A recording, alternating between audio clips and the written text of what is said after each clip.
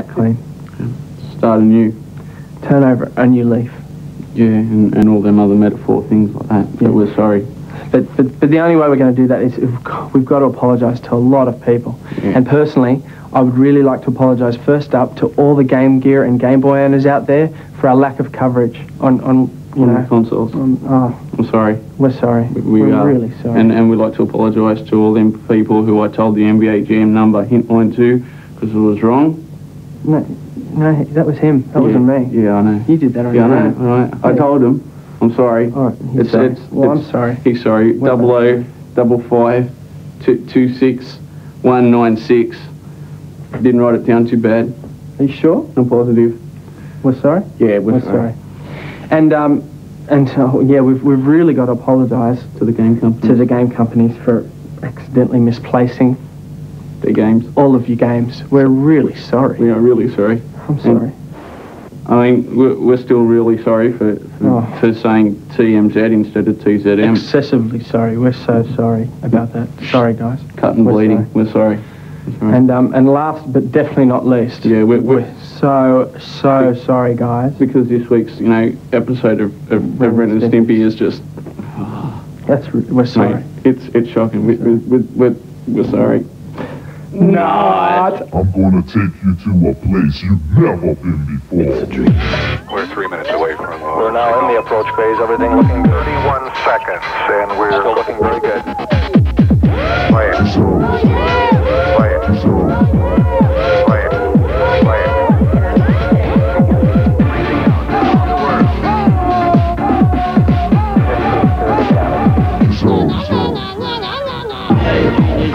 good. The very latest information on an amazing phenomenon. Into other worlds. You're gonna dig this. You are now entering... Cop these for some interesting facts. Since the dawn of time, the Oz gaming industry has sold over 2 million units of gaming hardware, although for some reason getting exact figures is almost impossible. Some behind the scenes, and I might add incredibly dangerous, private dick work by the Zone crew put the individual hardware figures in perspective. Game Gear got 50,000, Game Boy 250,000, Master System 300,000, Nintendo 500,000, Mega Drive 600,000, and the Super Nintendo 300,000. The Mega CD got heaps, which all adds up to a lot of different game heads on a lot of different systems. What's it all mean? Nothing much really, but we thought you'd like to know. Today, however, is not about facts and figures, it's about fighting. To get all the inside info, the Zone asked world-renowned fighting gaming guru, Sweden's Professor Mutteldorf. Snart. Rätt blir fyra, snicka SMA, istället snina förebus till vär nygebut. Nej, snirus till vär ita, hinner bara du snicka. Ja, inte klar. Nästa för isme ali, sme alla ayi aliasta, defano tarago. Still med sme alla. Well, that was useless. Well, that sums that up. More from the prof later, but first, let's kick some. Coming at you today on The Zone, it's time to strap on the headgear, stretch the hammies, and wax on, wax off, as we push the special attack button and dive headlong into a fighting frenzy of unparalleled proportions. The bigger, and the biggest beat-em-ups ever to punch, kick, clash, or ride onto a console near you are put under the scope and given the once-over. And if thrashing the living daylights out of unsuspecting animated characters is not your thing, we'll also be reviewing games like R-Type 3, Subterranea, and Hellcat. All that, plus the usual diet of madness and misinformation, soon on. We've had loss of signal now. Mechanical type shoot-em-ups are all the rage at the moment. Put them in space and throw in a heap of aliens and, well, they're even ragier. R-Type 3 on the Super Nintendo is no exception to the rule. It's big, it's bad, and it's heavily hyped. But is it any good? In the driver's seat, Rodon Amos.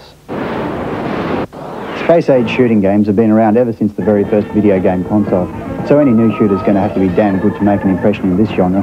Unfortunately, R-Type 3 isn't. Just like Hollywood, sequel mania is rampant amongst games. R-Type 3 puts you against the Bidos once again, and this time they're nastier and uglier than before. Both the graphics and the gameplay are bog standard. Sure, it's tough and very demanding in parts, but believe me, you've seen it all before. Stand R-Type 3 up against Starwing or Parodius even, and it looks very ordinary indeed. As a shooter, this is a solid but not brilliant game. The playability is good, but the sound could be better, and the R-Type look is a bit tired for my tastes. There are some groovy spitting mode 7-bits though. It's still enjoyable. Heaps of power-ups, a choice of 3 force lasers, and some pretty tough bosses will keep fans happy. There's other stuff around that does the job better though, so I'd give it an 80. The only people who will like this are fat old nerds who can remember when Pac-Man was new, and fans of the R-Type series. Actually, they're the same people. Boring. Amos is being way too kind. I give it 75%. How you doing, Gameheads? It's Muttley here with a treat on Streets of Rage 2. When you get to the title screen, press Start on Control Pad 2 to get to the menu. Move the cursor down to the options, and then using Pad 2, hold A, B, and press Start. That'll give you a round select.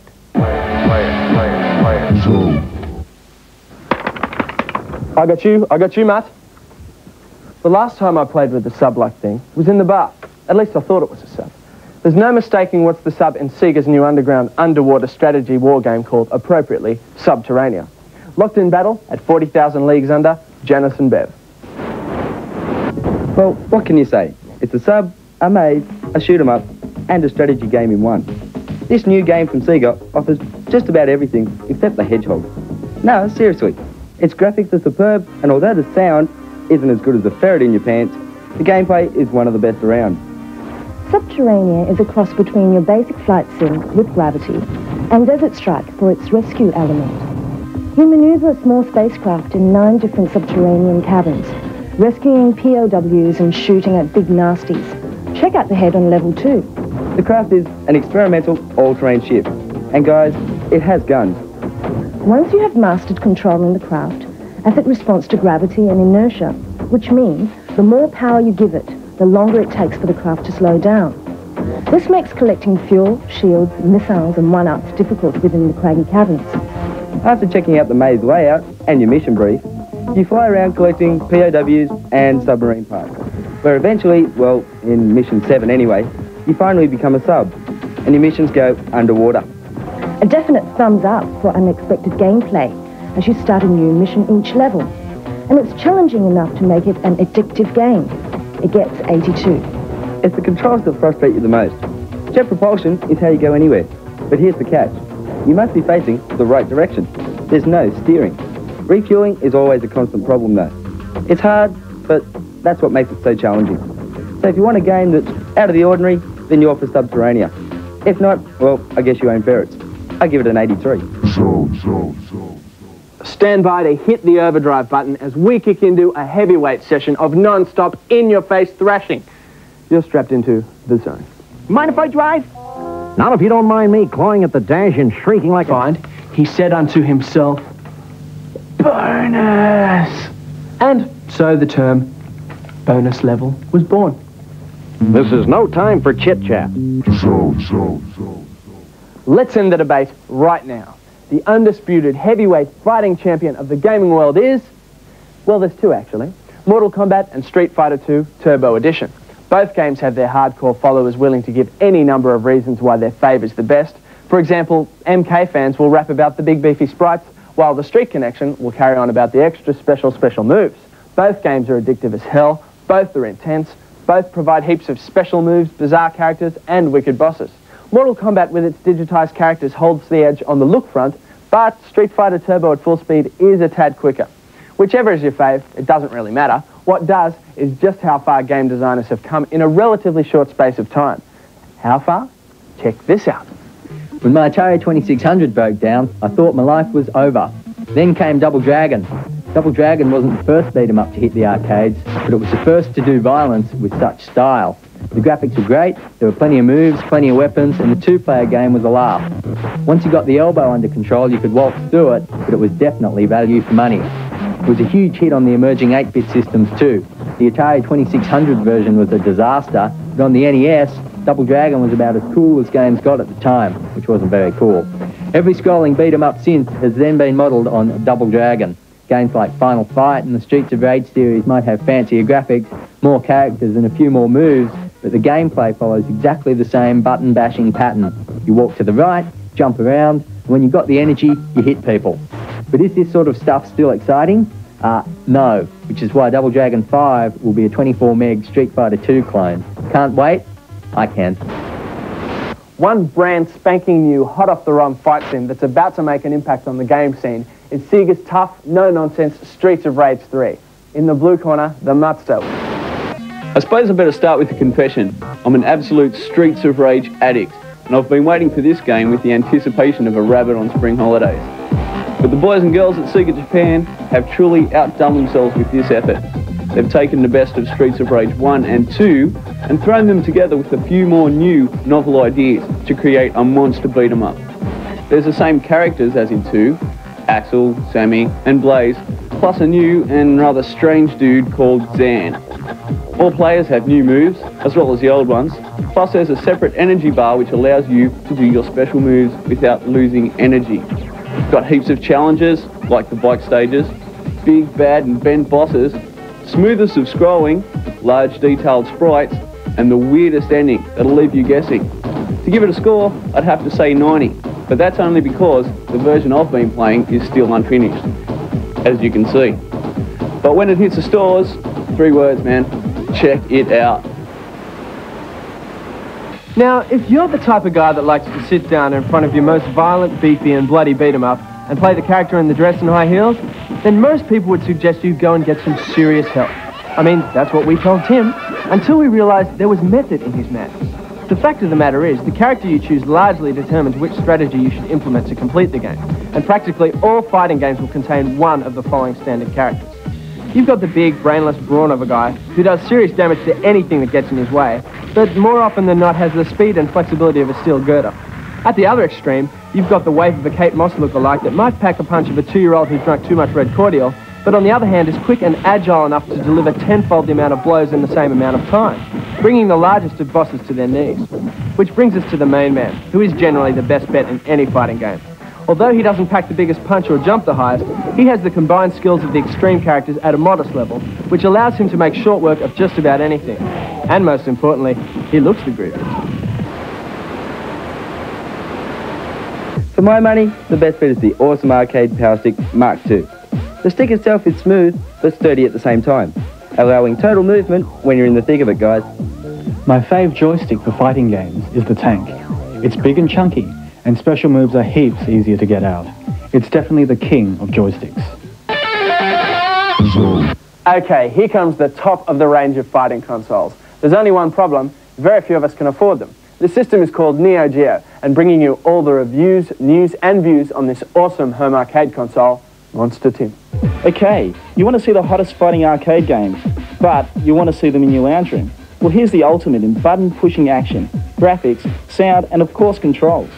4 good reasons why the Neo Geo stands alone when it comes to fighting action. And here's what you're in for. Art of Fighting 2 has been released, and it's here on the Neo Geo. With all the special moves and more. This game is big, fast, and clocks in at an amazing 178 megs. Now that's big, seeing that Street Fighter 2 on the Mega Drive is only 24 megs. Anyway, you can play against the computer or your best or worst mate. The graphics are fantastic, and the sounds are crystal clear, leading me to the only downer, the price. It's huge. Retail value for the system is $799 with the extra joystick, and the games are roughly $350 each. So if you like these games but your bank account is as low as mine, then I suggest you go down to Time Zone and play them. On the other hand, if you've got a spare $1,000 and you love fighting games, it doesn't get any better than this. So if you buy one, buy me over. We'll tell you as soon as we get our hands on it. Expect to see more games like this in the future as technology becomes cheaper and more accessible. How you doing, fellas? It's Mutt here. I've got a fight for DJ from Super Street Fighter 2, if you've got a 6-button control pad, that is. When you get a high score, enter your name as Bert and Ernie, from Sesame Street, Bertnernie. Then go to the options screen, choose the hardest level, and start the game on the hardest speed, well, the fastest speed. When you're fighting Bison, press start, then up, C, mode, and Y together. Then left, A, right, down, Y, B, A, left, and start. Did you get that? I think I did. I hope there was nobody on that bus. Nobody we know, at least. So. Yeah guys, Adam here, and it's exciting prize time. Remember last week we asked you to write in and tell us what Amos's fave game was? Well, the answer was Super Bomberman. Our response was huge, and Matt has just picked out 5 lucky winners to win our mystery game packs, which will involve certain things like this, sent to you guys, okay? Matt, do you want to give us those 5 you picked out, bro? Muttley never could count. Here we go. First of all, wrong answer. Yes. Jason Steele, the answer is Super Bomberman. He owns a Super Nintendo. You're going to get a pack in the mail pretty soon. This person, who is Engelbert Terkiel, and I'm not kidding, that's actually their name, is Super Bomberman Mega Drive. You're going to get one in the mail. Quick, quick, quick. Wrong answer. Jamie Peterson, yes, Sega Mega Drive. You're going to get one. 2 more, quickly, quickly. Sarah Kelly, yes, you're going to get one. And Helen Joker, yes, you're going to get one too. Sega Mega Drive, Super Bomberman, and that's it, that's 5. Okay, while we're on the subject of Mystery Zone game packs, we've got 5 more to give away next week, and if you want one, you've got to answer this question on the back of an envelope. What is Mutteldorf, that fake phony Swedish guy that was on earlier in the show, what is his real job that we discovered? Okay, you've got to write to Mutteldorf's real job, The Zone, P.O. Box 27 Willoughby, New South Wales 2068. And don't forget to give us your name and address and the system you use so we know what to send you on the back, okay? See ya. He's not a real guy, Sam. Can I keep his head for a souvenir? Would you jump into a cab that's been driven by the devil's personal cab driver? I did, and this is my sorry tale. This is another one of those CD-ROM games that promises to be the most amazingly groovy and mind-blowingly huge interactive adventure since, I don't know, Interactivesville. However, like most of these so-called new and improved cinematic gaming experiences, it doesn't take long for you to realize who the star of this C-grade flick is. You, the dork on the other side of the monitor. You play the sucker who went out and shelled big bucks on this tiny, tiny game and lives miserably ever after. And that's about where your involvement ends. All you're left with now is a really bad movie that, with CD access time taken into account, you'll never watch to the end due to the fact that you could grow facial hair in between scenes. With all that spare time to think, pretty soon you come to the realization that for the same amount of money, you could have gone and seen 4 box office smash hits and caught a cab to and fro, which leaves you cursing hell under your breath. So at least it stays true to its name. Ironically, it's got this hip little green fluoro sticker on the front raving on about some groundbreaking new easy installation thing. Needless to say, it took me longer to install than anything else I've got on my computer. Now that may have been mine or my computer's fault, and just like the fact that it takes sometimes up to 2 minutes to get out of a room, that might have been our SX25 processor. So I took it home and whacked it on my DX266 with a triple spin and 8 meg of RAM. No change. I don't know, maybe I did something wrong. Maybe I should have been running it on a Pentium, or better still, our spare silicon graphics machine out the back. Otherwise, if this is the future of interactive gaming, give me a Commodore 64. It gets a 51, just so I don't get hollered at like I did for my Microcosm review. Been nominated for Current Affairs Awards. He's been offered Nobel Prizes, lecture tours at well-known American universities. It's the buzz, and he's Muttley. Excuse us. We need some help, and although you seem dangerously unequipped brain-wise, we've come to you for advice. Right, I know it's a buzz, but that's it. I've had it. I've got the brain cells of a gnat. I got the NBA Jam number wrong again at the start of the program. The number is 0055266169. Get a pen, write it down. 0055266169. And believe me, I'm really sorry. Anyway, back to some sort of news. The home computer show that me and Adam went to down at Darling Harbour was a smashing success. We had a whale of a time. Thanks to all them people who come down and who said hi, well, hi back and all that sort of stuff. And don't forget, next week, we're giving away the Home Dell computer package. Last week, we promised pictures of the Hulk, you know, big, green, small like you. Well, here they are. Check this out.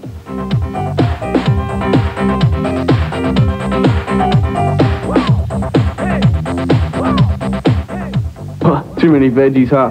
Anyway, Mortal Kombat 2 has arrived, and it's at Sega HQ. But they're keeping it under lock and key.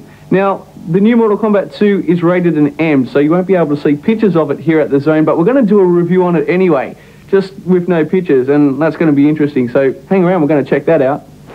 And here's some good news for Sydney gamers. Well, remember last week I was telling you about the Blockbuster comp, which is down in Melbourne. Well, they've brought it up to Sydney. Well, Penrith. Well, that's sort of near Sydney anyway.